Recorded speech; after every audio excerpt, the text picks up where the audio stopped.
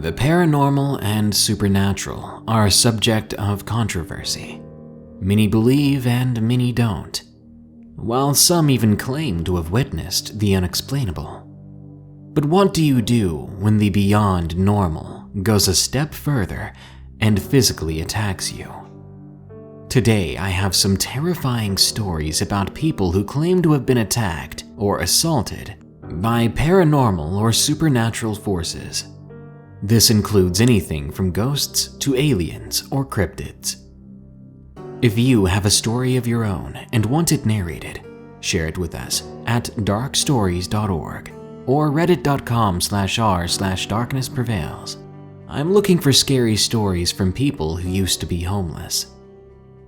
Now, let's begin. The Woman with the Unhinged Jaw, from Betabeto.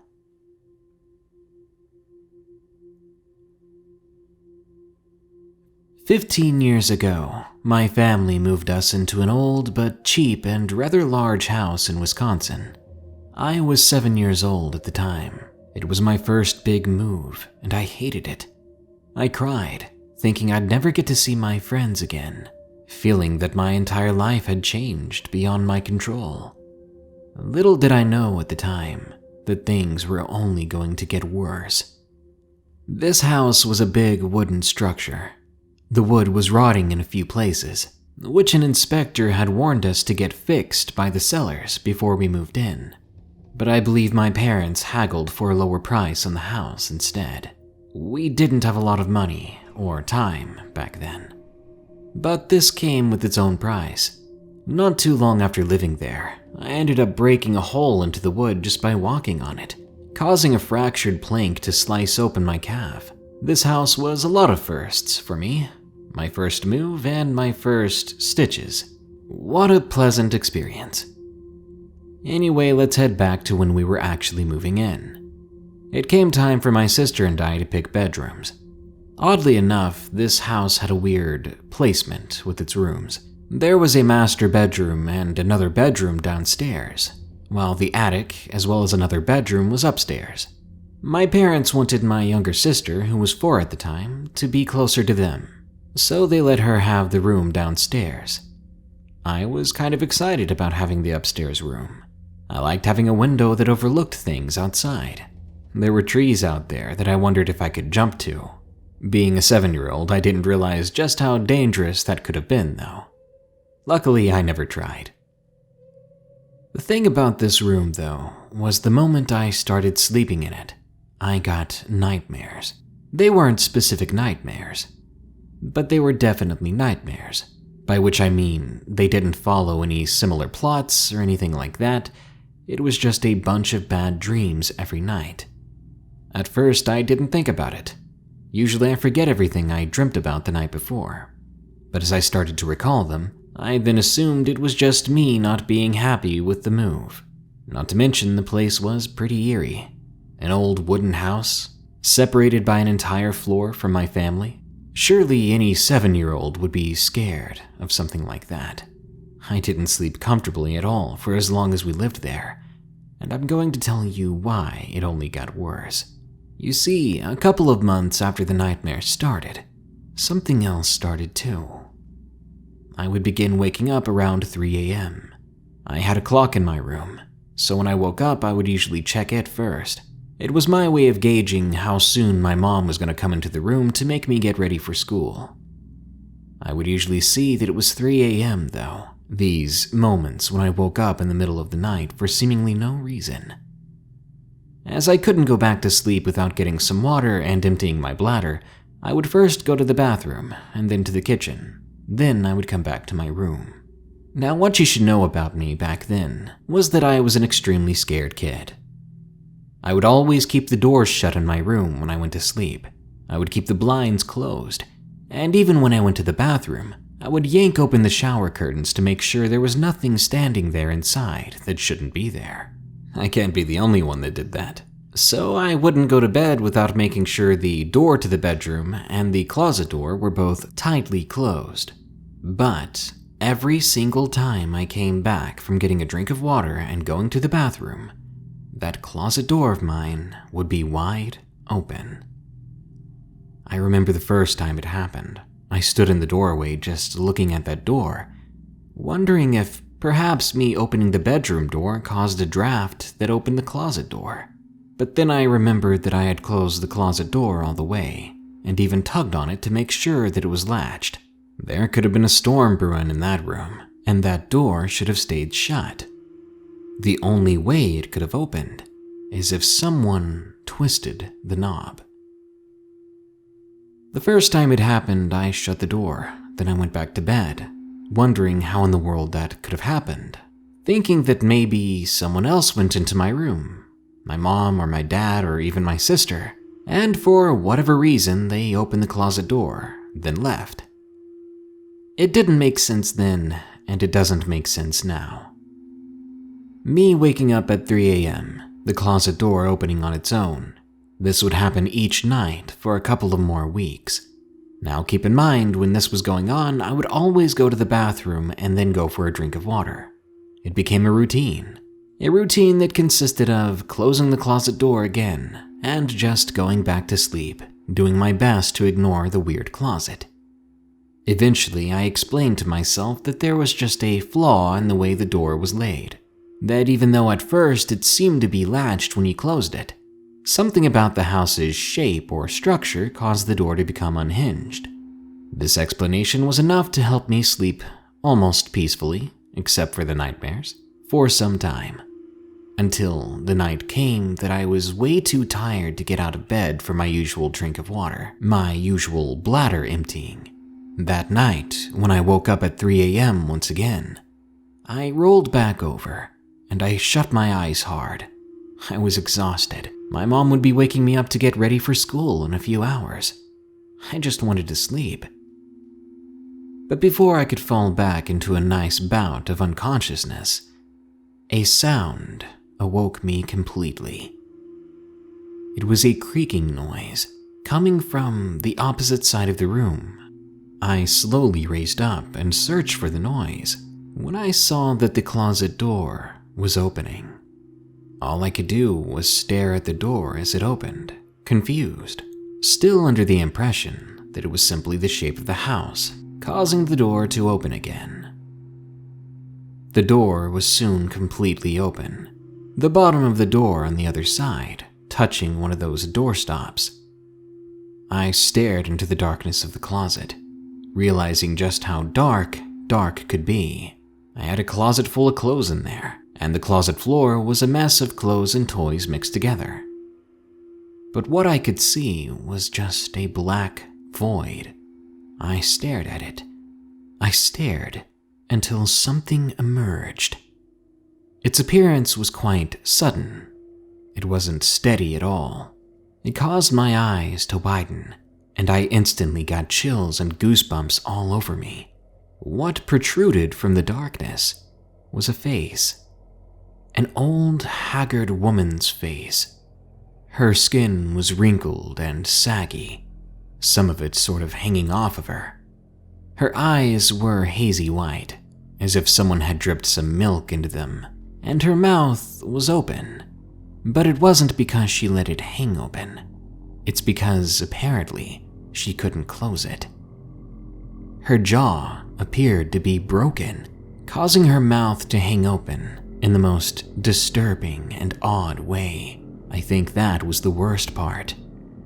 It didn't take long for me to crawl backward against the wall, screaming for my parents.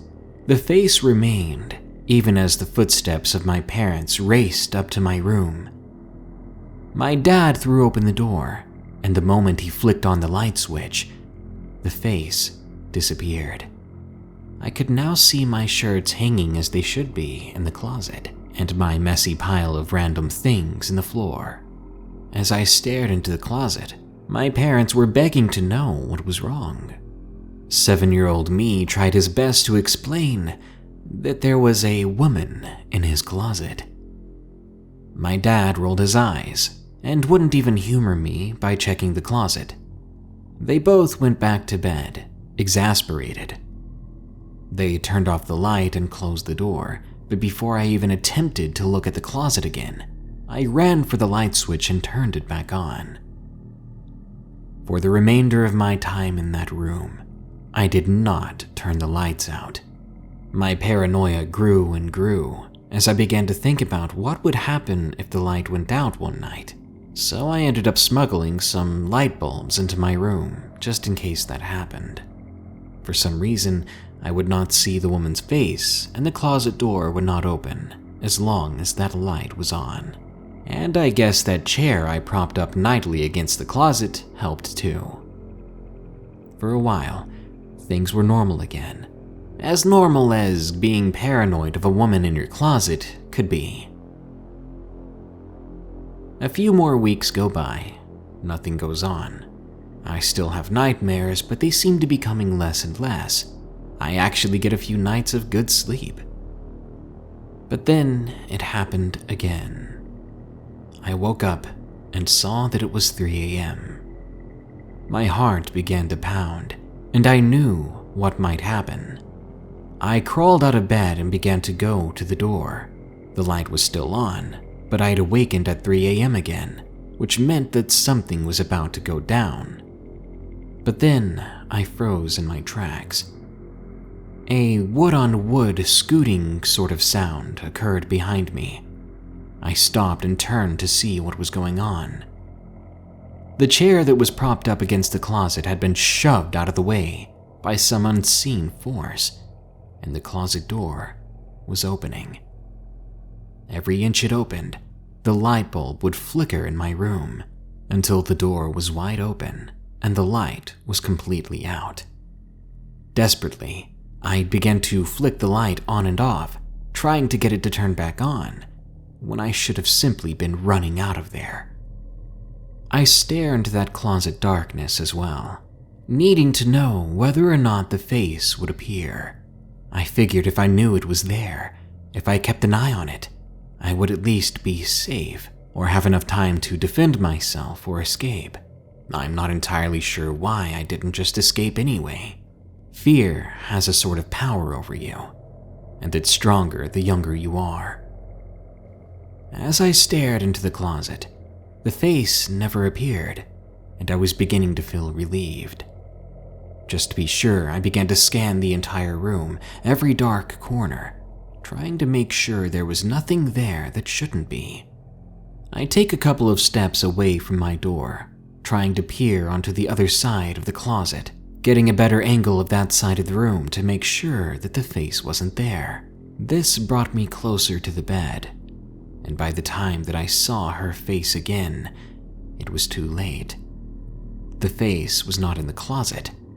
It was peering out from under my bed. Just as I wanted to scream, an old, wrinkly, and cold hand yanked at my ankle, causing me to fall onto my back. It knocked the wind out of me. And when I opened my eyes, the woman was no longer under the bed. She was crawling over me. I couldn't breathe then. This moment of feeling like prey to something that didn't make sense had caused my body's functions to stop working. I remember holding my breath, staring at her in the milky eyes she had. Her jaw is unhinged more now, making her mouth cartoonishly wide compared to a normal person's. As she approaches my face, her jaw expands more and more, until it's far bigger than my own head, and to my horror, that's what her plan was. Her gaping maw began to descend over my face, and then suddenly, it all stopped. I opened my eyes after flinching. The lights had come back on. I was on the floor, but the woman was nowhere to be seen. I looked over and saw a very tired dad standing in the doorway, wondering what in the world all this ruckus was about. He had heard the chair scoot across the floor, and he had heard me fall down onto my back. I got lucky. I can't help but imagine what would have happened to me if my dad had ignored those noises or had slept a little deeper that night. But this event was my turning point. I refused entirely to ever sleep in that room again. I threw such a fit with my parents that they decided to switch me and my sister's rooms. But I hated that idea even more. The thought of my sister sleeping in that room, it made me more paranoid. I had visions in my head of the woman coming out and swallowing my sister. But my parents were tired of my fits, tired of me waking them up. They would not have it any other way, so I made my own secret decision. For the remaining 4.5 years that we lived there, I did not sleep in my room. Every night when we went to bed, I snuck out and I would lay in my sister's floor. I would turn on the lamp, which was light enough to make me feel safe, but soft enough that it did not wake my sister. I would lay in the floor, dozing in and out of sleep, but whenever I was awake, I would be watching that closet. Under my watchful eye, it never opened on its own again, and none of us had to deal with that woman anymore. We moved to a different state entirely after those 4.5 long years, and let me tell you, finally being able to catch up on my sleep was heaven. And the place we moved to had a room that didn't even have a closet, believe it or not. And noticing that, I quickly called dibs. I'd much rather fold all my clothes into a big dresser than have to deal with that woman again. I'm 22 now. I've got my own apartment. I've got a fiancé and a decent job. But the fear I felt is very real, even still. To this day, I have the occasional dream of that face, and I have a very real fear of closets.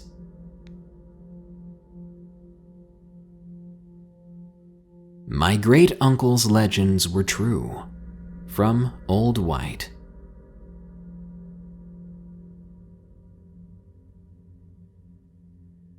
I live in the South, in the wilder bits of Louisiana. As you'd probably guess without even meeting me, one of my favorite pastimes is fishing, because there ain't nothing better than a fish fry or crawdad boil. For as long as I could remember, up to now, I would go fishing all the time, and would usually be accompanied by my cousin and great-uncle. My great-uncle was quite the character. He was the perfect pick for Santa every year on our Christmas gatherings because he had a big white flowing beard. As a kid, it was pretty tempting to play with his beard, but he'd always reprimand us if he caught us trying to touch it. But my great-uncle was a great guy. He was good with kids. He had a passion about teaching the younger generation things. He was the one that taught me how to fish, how to catch crawdads, and even handed down his best recipes for a fish fry, which to this day I'm thankful for. Basically everything I love to do. It was introduced to me and taught to me by my great-uncle. But there was something about my great-uncle that was kind of off, and I think it had to do with that story he always told us. Because great-uncle loved to tell the story about the hickadoo. The hickadoo, apparently, was a creature that lurked in the bogs of Louisiana. He blamed that creature, in all seriousness, for biting off his left pinky toe during a lone fishing trip he took. Everyone who heard that story thought it was crazy. Said he probably just got his toe bitten off by a gator, or if anything, an especially brave fish. But great-uncle remained resilient about his story, brushing off his non-believers. He said he'd never forget that day, and he told us that if we ever encountered the hickadoo, we would definitely know it was coming. He explained when the thing came up on him, the bog got real quiet. The fish stopped biting, and a real nasty smell, he said, a smell like a soggy dead corpse, filled the air. Even I thought his story was bullcrap. I mean, what kind of name even is the hickadoo? It sounded like a jumble of syllables he just tossed out there to nickname his story and creature he made up. But I didn't think he was crazy. I thought he was just entertaining some kids. Kids he loved. Well, as the years went on, great-uncle grew older, and so did I. But he wasn't young anymore, far from it, and the day passed that he would no longer be able to go fishing with us. He was basically sick all the time, and he had to stay at home, hooked up to an oxygen tank. Though it wasn't as enjoyable, my cousin and I would still go fishing together. It was important to us to continue the hobby together and bring back some delicious fish for my great uncle. This brings me to my encounter. It was a lazy afternoon and I didn't have any work to do. My cousin didn't have a job. It was an overcast day and it was starting to rain a bit. He took the opportunity to invite me on a little fishing excursion, and being bored, I definitely obliged. We took our little boat down to the creek and threw our rods in the water, kicking back and enjoying ourselves.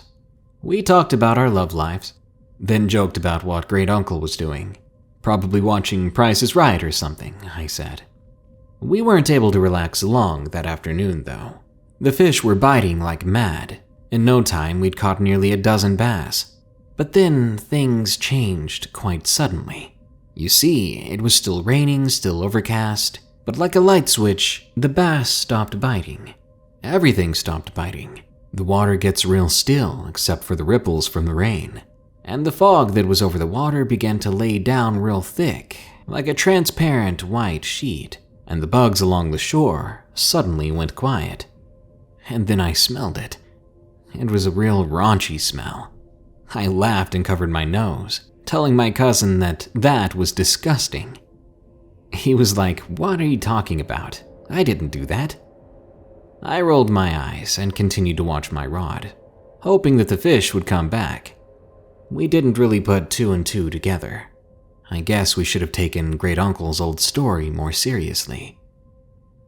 "Hey, what's that in the water?" my cousin says and points out over the boat. Sure enough, there's something floating there, rising just a bit out of the water. And immediately I think, it's a gator. I pull my feet back over from the edge of the boat, just to be safe.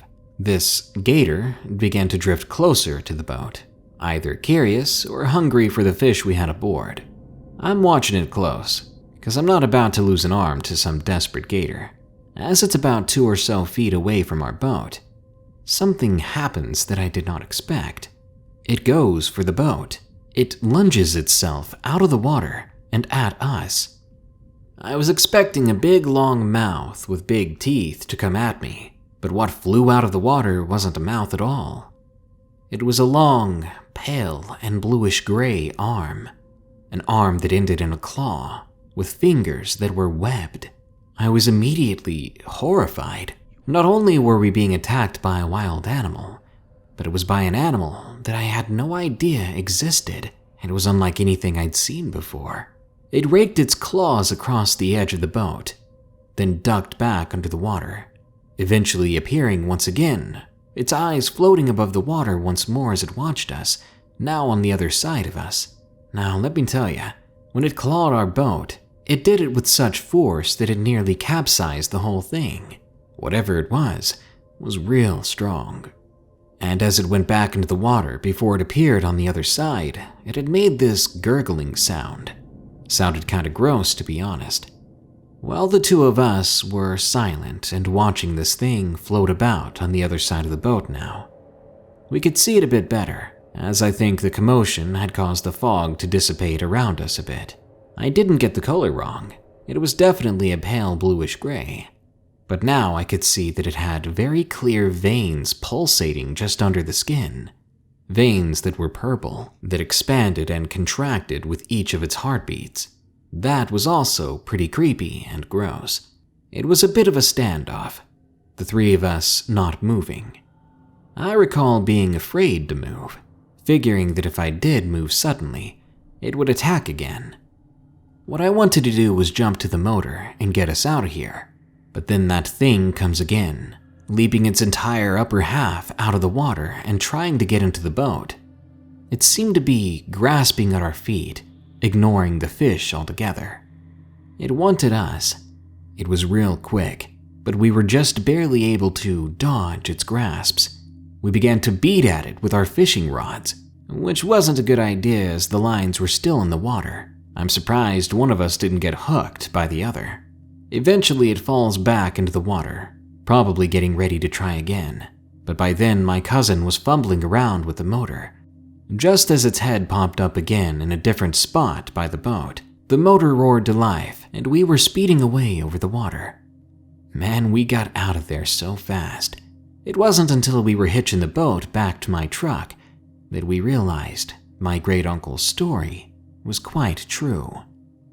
This may have been the famous hickadoo he was talking about, but it didn't look like no hickadoo to me. Bog monster was definitely a better phrase. We drove straight to my great-uncle's place, who was very happy to see us. We were skinning and deboning a fish, all the while telling great-uncle about our encounter at the creek. He couldn't help but have a big smile. Then he got real serious. After all, he was never the type to say, "I told you so." He warned us instead, telling us that if we ever go out there again, it's probably best that we bring a gun too. He was definitely right. Anything that can slap and capsize a boat that size with people in it with their bare hand was dangerous enough to warrant a gun. All this story being told, keep it in mind if you're ever out in the swamps or bogs or creeks of Louisiana, and things start to get a little too still and a little too smelly, you might want to pack it up, or at least have your guns ready.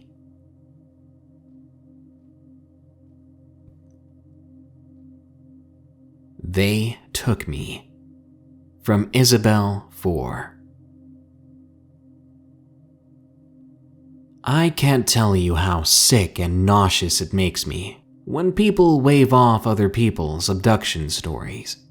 When they say that it was simply a dream or sleep paralysis, it's like spitting in my face, telling me that my trauma, my horror, wasn't real, and that the PTSD I have from it is just something I made up. I'm not saying you should believe people's abduction stories. You should always be skeptical of anything that doesn't make sense to you. What I am saying is that it definitely does happen to people, and it happened to me. This was the most horrifying moment of my life, and I'll never forget it. I grew up in Missouri in a small white house surrounded by farmland. It was a place where you could look out into the distance and see nothing but fields. It was gorgeous. Every day I'd come home from school around 3. My parents wouldn't be home until around after sunset, so I'd take myself over to these hills by the house. On warmer days, it made the best spot to relax and take naps. I would use my backpack as a pillow of sorts. It wasn't the best pillow, obviously. I would look out over the countryside and eventually fall asleep. When I'd wake up, I'd head back over to the house, wait for my parents, and have a snack. But one day something happened that changed my sense of security and safety at my own home forever. I remember getting off the bus. It was a bright and sunny day. The skies were as clear as they could be. I walked right over to the hill and laid my backpack under me, laying my head on it and staring out into the country. The beams of the sun were hitting my face, making me perfectly warm, leading to a very quick sleep. I woke up some time later, but this is where it gets bad. When I opened my eyes, it was brighter than before, brighter than a clear sunny day. I had to rub my eyes and eventually get used to the brightness. And when I could see the things around me, I saw that I was not outside anymore. I wasn't at my hill at all. I appeared to be in this small metal room. I couldn't even tell you where the light was coming from, but the light was intense. And despite the intense light, the walls and floor of this metal room were ice cold. As I began to panic, noticing that I was not familiar with where I was at, I saw that my backpack was gone too. I was terrified. I'd been kidnapped, I told myself. Someone had come and taken me in my sleep. But where had they put me? What kind of place was this? I remember calling for help, screaming to let me out, and that's when I noticed something strange. Despite the room being small and enclosed, there was a deep and vast echo, a distant echo. It didn't make sense at all. And I felt as if I was being watched, as if one of these metal panels was actually a two-way mirror. I cried and screamed for so long, beating against the cold walls and floor, that I eventually exhausted myself and collapsed onto the ground against the wall. After about 7 minutes of just lying there, my mind a blank and my body confused and tired, finally, something happened. One of the panels in the floor began to open, revealing solid black, as if there was nothing at all beyond it. It was a black so black that it was unrealistic, like someone had filled in a square with a Sharpie or a black marker. I had this idea that it was my chance to escape, or at least find out what was going on. I wanted to pick myself up and jump into the hole and see what happened. But as I stood up, before I approached the opening, something began to crawl inside. It was another person. As soon as they were in the room, the opening closed, and we were both trapped in here together. It was another girl, apparently, and as she pulled her hair from her face, I got a good look at her, and what I saw truly disturbed me. This other girl was also me, but all wrong. It was like looking at a funhouse mirror version of yourself, all contorted and twisted. It was me, that's for sure, but it was more like someone had a copy of my skin and desperately stretched it over someone else's body. Her eyes were different shapes, her mouth was longer on one side, her teeth a jumbled mess, and instead of a nose, there was just a bump there, as if the person who had made the skin copy had forgotten what a nose looked like. I think she was smiling, but from the contorted look of her face, I couldn't be sure. All I did know was that it didn't make sense and it scared me, and this caused me to scream out in fear. The scream echoed in the distance that didn't exist, and the other me screamed too, but her face looked angry now. This other me jumped at me and began to pull at my hair, causing some of it to yank out. As soon as that happened, the room began to vibrate, and then there was a sound emanating from all around us, a sort of metal whir. The other me began to pass out, and soon my vision got foggy. When I came to, I was on the hill again. My heart was pounding, there were tears still in my eyes. I felt my head, and it was sore from where my hair had been pulled out. I scoured the ground for my backpack, which I had just been laying on, I thought, but it wasn't there. As I came to my senses, I heard my parents calling for me, and I realized it was after dark. They must have gotten home and didn't find me at the house. I ran to them, crying even more then. I tried to tell them what happened to me, but they told me it was a dream, and focused more on the fact that I had lost my backpack full of my schoolwork, and I got in a lot of trouble. My hair eventually grew back, but my feeling of safety and understanding of the world around me, that never returned. I know it wasn't a dream. It might be one thing to pull your own hair out while you're sleeping, but it's an entirely different thing to lose your backpack in your sleep and to never find it again. I was extremely aware in that experience. Aware as I am writing this, the encounter was real. Believe me or not, it wasn't just some fabricated memory. I wish it was.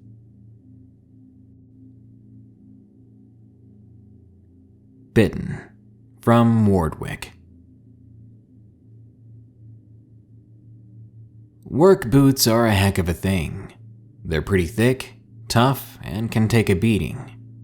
I've been working construction in the rural South for years. Working along country roads is the norm for me. This is also what led me to my most terrifying and close encounter. The company I work for at the time was late finishing a deadline for the current project. As such, they were up for some volunteers to work overtime during the night, just a few hours after 5, so it wasn't that bad. I did love extra money, so I took some overtime, and I stayed late one night finishing up part of the road. This wasn't a new road, just one that really needed some repairs. Some recent storms and extremely high winds had done a lot of damage to the road. That night, I was working with one other guy named Henry, but he was on the far end of the construction. I was on the other end, near the detour. Must have been around 8 p.m. at the time, so we only had another hour to go before we could go home. I was taking a breather after doing a bit of heavy lifting, not to mention my feet were sore and it was tempting to take my boots off. I had blisters on both of them. Anyway, I sat down, and I took an extra ham sandwich that I'd packed for the day and started to chew on it. But as I preferred my cold cuts cold, and this sucker had long been warm, my taste buds had seen better days. It was then from within the fields ahead of me that I heard what sounded like a coyote.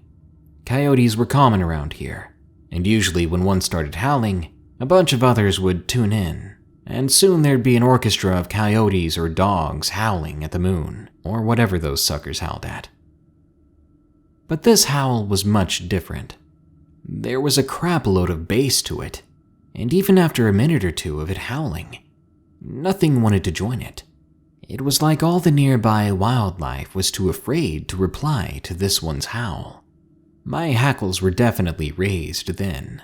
I continued to eat my sandwich, taking my mind off the weird howl by looking at the stars, then scanning up and down the road, realizing that no one had come down this road to the detour for a long while, so it was sure quiet around here, especially once the howling settled down.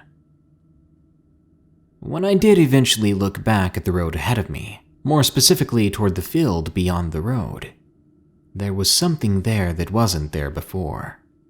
There was a tall, black figure. Must have been 6 feet tall at least. I thought it was a person standing on the other side of the road, someone in a long, dark coat, but they weren't moving, except for the slow and deep breathing they were doing. And from what I could tell, they were watching me. This was sudden for me to see, so it kind of startled me. I muttered, "Christ," under my breath. The figure definitely heard me say this, but they continued to remain motionless, still breathing those big, deep breaths. I still couldn't tell if it was a person, to be sure, but what else would it be, I thought. I decided to call out to them, since it was kind of awkward between us. Howdy," I called out. The figure did not respond or budge in any way. I was really beginning to get freaked out now. Stranger or not, this guy was weird. "Henry," I called out to the other worker. I didn't feel like being alone with this figure anymore. But saying this, it finally caused the figure to start moving. And oddly enough, it lowered itself onto 4 legs, and that's when I saw sharp, pointed ears on top of its head. This was no person. If anything, it was a canine, but that doesn't make sense. It was standing exactly like a person seconds ago.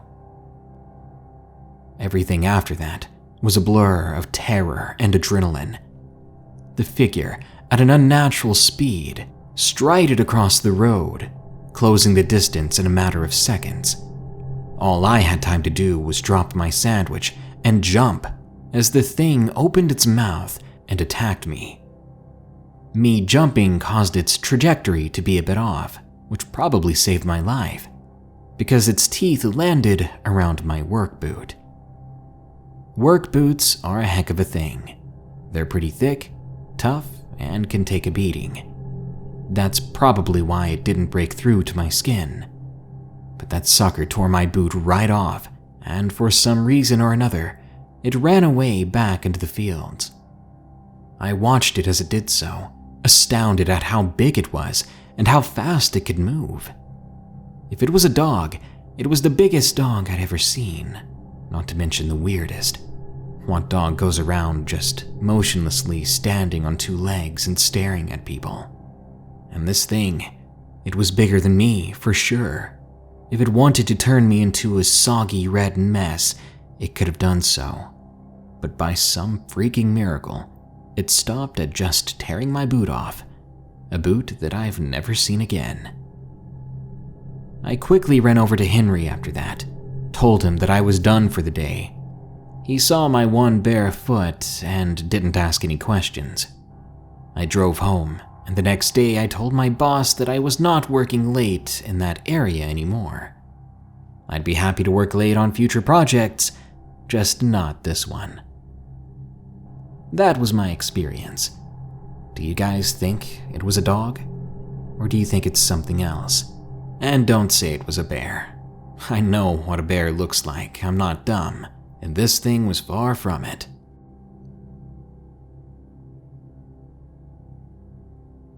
Carried Away, from Anonymous.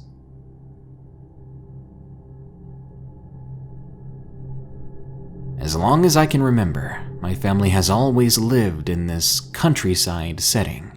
I think it's because my parents paid off their home long before I was born, and they're the type of folks who would never sell the place. They always said, why be in debt again? The fewer bills, the better. Guess I couldn't blame them. But dang, did I hate that place.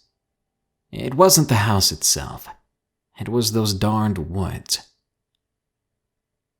Growing up there, my brothers and I each had a different nightly chore assigned to us. Mine was taking out the trash. Now, to anyone listening, that sounds like the easiest chore you could get. Bag up the trash, throw it out, put another bag in the can. And you're right, it really is the easiest chore. I'd rather do that than do dishes for a family of 6, or to vacuum and sweep the place like my other brothers had to do. But the thing about taking out the trash where we lived was that our makeshift homemade dumpster we had was shared between us and 2 other neighbors. That meant we had to go all the way down the gravel driveway to the edge of the road, a road that bordered an expanse of thick, dark woods. To the left and to the right was dirt road for as far as you can see, all of which was bordered on one side by those woods. Woods that creeped me the heck out since the beginning being my earliest memories. As for the dumpster, it was just across the road from those woods, so it was on our side of that road. It sat quietly under a telephone pole with a light on it, but somehow that made it even creepier. And the walk to that dumpster was a good 50 yards, so this guy got his steps in back in the day. So yeah, I hated going out there. And those woods didn't just look eerie, they were eerie. At one point, I swear to you, I heard someone calling my name from the woods. Didn't know who it was or who it sounded like. All I knew was that I had to hightail it back to my house. On a different occasion, I've seen lights in those woods. Lights that seem to float up and down before disappearing.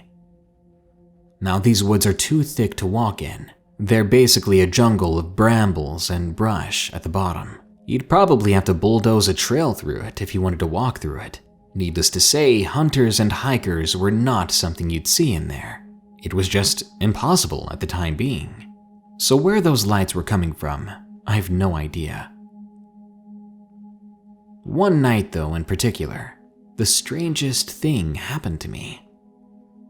After failing to trade off my chore with my brothers, I had to take out the garbage, as usual. I tied up and pulled out the bag and began to carry it to the dumpster. If I had anything at all good going for me that night, it was that the bag was pretty light. A bunch of paper and cardboard on the inside, I guess. After a while, I made it to the dumpster. The streetlight was in full force that night, but somehow beyond it, the darkness was even darker than usual. But maybe that was just me. Me being a scared kid. I tossed the bag inside and I began to turn around. And immediately, without any other warning, that's when it happened. My body was pulled hard, like pulled with such force that I could have gotten whiplash from it. My head is jerked forward, and it feels like something has me in a chokehold. But I'm not just dragged away. I'm lifted off the freaking ground and go nearly straight up. I'm pulled upwards somewhere between 25 to 30 feet before I'm basically thrown or dropped into a tree branch. My breath is taken out of me, and I'm so panicky and confused that I just start screaming.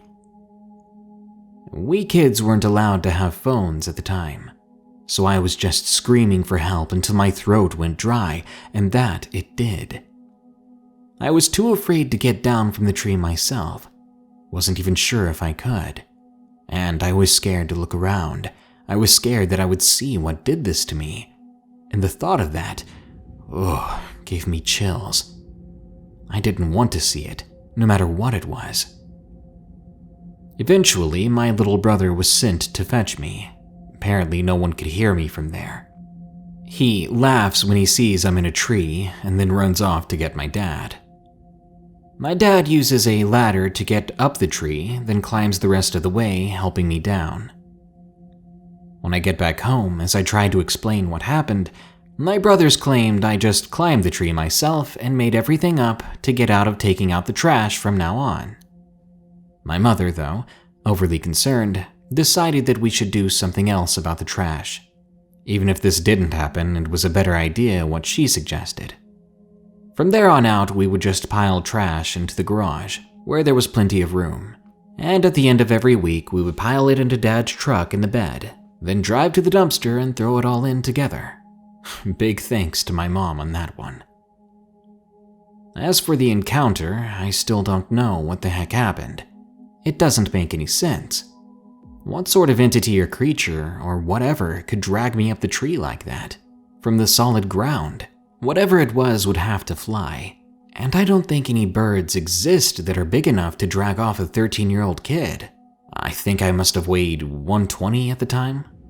Plus, it didn't feel like a bird gripping me in its talons. Again, it felt like someone was behind me, put me in a chokehold, then suddenly was lifted off the ground into a tree at something like a 65-degree angle, because I was on the other side of the road, and the tree I ended up in was on the opposite side. It's just a weird experience.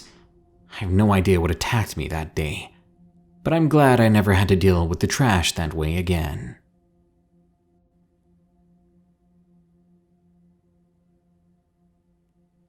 Think of life like a scatter plot. Most of those dots and data will end up in the middle. That's normal, the average. But with all things, there are deviations, those random pieces of data that lie way outside of the norm. Consider it paranormal, supernatural. Believe in it or don't. It seems like it won't change the fact that some very weird, dangerous, and unexplainable things happen, and you usually never expect it. Good night. If you enjoyed this episode of Darkness Prevails, be sure to like, share, comment, and subscribe. If you want your story narrated, you gotta share it with us at darkstories.org or reddit.com/r/darknessprevails. We're looking for stories about people who were homeless and experienced creepy things. If you want to support the show, check the links below. There's a link to my Patreon and a link to my merch store. Well, that brings us to the end of this Darkness Prevails episode. But don't you worry, more scary stories are on the way soon, so stay tuned. Until next time, here are the credits to my amazing patrons who continue to donate. They're great people. Remember, stay safe out there and stay creepy, because this world is a strange one.